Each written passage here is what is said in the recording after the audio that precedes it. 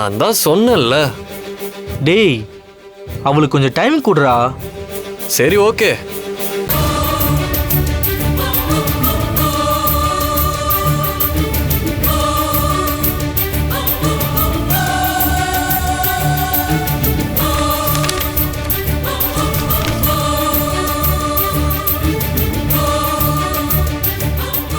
நீ இன்னும் எத்தனை பேப்பர் எடுத்து வரைஞ்சாலும் அதை இன்னும் கசக்கி தான் நீ போட்டுட்டு இருக்கணும்.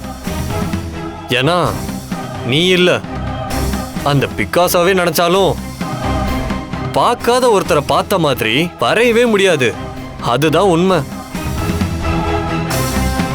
தயவு செஞ்சு இப்பவாவது இதுதான் ரியாலிட்டின்னு புரிஞ்சுக்கோ. இதுக்கு மேல நான் டைம் வேஸ்ட் பண்றதா இல்ல. டேய், வாடா போலாம்.